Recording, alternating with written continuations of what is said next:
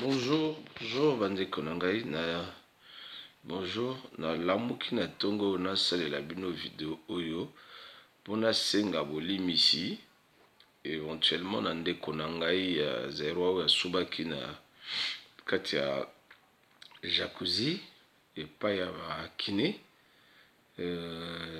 parce que abandaki koluka bitumba mpona nini na publiaki vidéo voilà, mais bon, j'ai été prudent et puis intelligent. En fait, non, c'est un volume pour la nini parce que va bien y sur la tongo. Au moins que quand gâté même yemoko ya mundele ninga zaka mayele, hein? Vraiment ya mundele na Félix Kaye zaka mayele a comprendre que traumatisé qui biso mingi. Donc na tongo to ana balnéo tout à l'heure.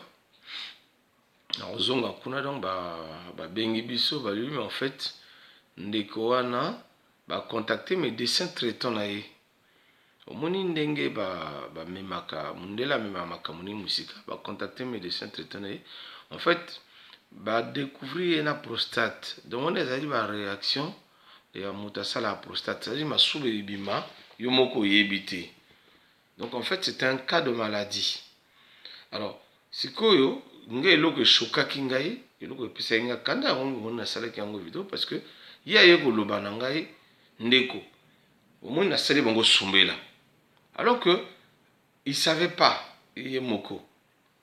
Quand c'est comme ça tais-toi ou bien hein, zala discret mais comme bandeko na biso azalaka discret te aye koloba na ngai omoni nasali yango sumbela na okotisa bango mbongo ebele parce que ça nous coûte quand même cher banani wana.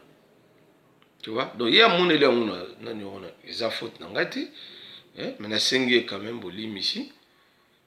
Mais na tchaki comme on était, puis na une intention pour avoir comme on était.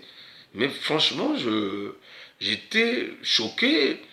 La communauté na biso ba minele bon fa ba benga ngate ba benga ba tutu o to kutana na salle parce que salle ngo boye ba nani comment on appelle kiné azamunganga. Kiné azamunganga.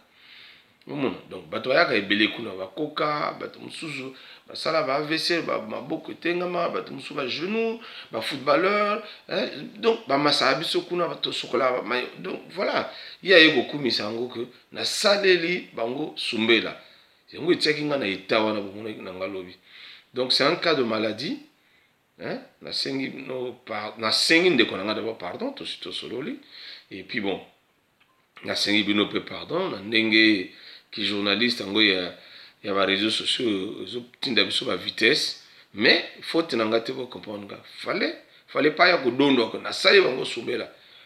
J'espère que vous comprenez pourquoi je me suis emporté hein moyaka moko afingisa ba yaka nyoso donc moyindo moko na kawana afingisa ki ba yindo nyoso ndele bakoma ko tala biso net ba sauvage moko net bato moko sans culture. Donc bon comprendre d'abord excusez ngai ye na singa ki eboli monsieur bon to ce qui na biso hein na éviter ce qui a tozana heure moko peut-être okuta na kuna mais disons expliquer à tout le monde au moins force ya mundele a comprendre na kalikambo ne biso OK bon ko pardonner vous pardonner te hein bon inclure to ba telema na likambo sans que a fongola bongo à comprendre et talika bango. Mes excuses à mon frère congolais. Le reste aussi, oui, si vous avez été choqué comme moi, comprenez que j'ai été choqué. Et puis, voilà. Et on a salamon à lingala pour mon délai au kate. Allez, salam. Ok, nanga kine.